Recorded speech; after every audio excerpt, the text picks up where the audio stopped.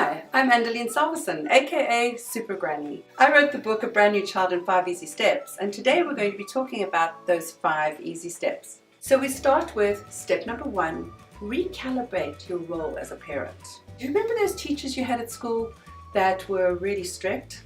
They were the ones you respected. They had an attitude. When they walked into the classroom, they had an attitude of respect. They didn't write on the board, they didn't give you a PowerPoint presentation, they just made sure that they had an attitude of, don't mess with me. The attitude we're looking for is an assertive attitude, not aggression, not anger, but assertive.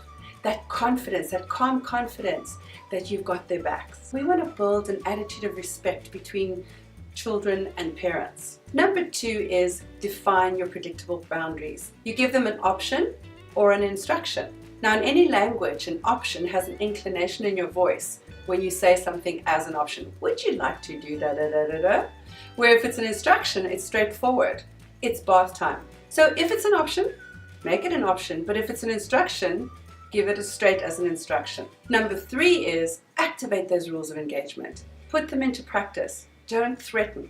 Have them ready on your fingertips, ready to implement. We're teaching them to make choices. Choices have consequences. We're soft on the child and hard on the issue. Right through teenage years, they need to get the message that no matter what they do, you won't love them more or love them less. We activate those rules of engagement. We're consistent with them. They're predictable. Step number 4 is realign the relationship. Now, when a child doesn't get their way, they rage. They could be 2 or 5 or 15. They rage because they haven't gotten their way. Now, it's important to realize that there's nothing wrong with a child raging, but when you stick to your guns calmly, then their rage turns into sadness and disappointment. And it's okay for your child to be sad and disappointed. Empathize. I understand you're disappointed. I know you're hungry, but remember you didn't finish eating your food.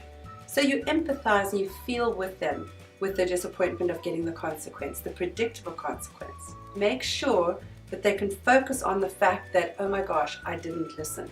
Then we move on to number 5, consistency. Consistency is key. And I've asked children, does your mommy's no ever change? And they'll be, no, but daddy's does. Stick to your guns and create a pattern that's predictable for your child. And that gives them confidence because they know that you're the captain of the ship. For instance, with the car seat, they need to know that every time we walk to the car, it's going to be the same thing. I always have to sit in the car seat. I always have to be buckled up. They don't understand that it's dangerous. They do it because you set it as an instruction, as a non-negotiable instruction, with your attitude, with your tone of voice, with predictable consequences and consistency. If you'd like to find out more detail about the 5 easy steps, check out the description below. Make sure to give this video a like and subscribe.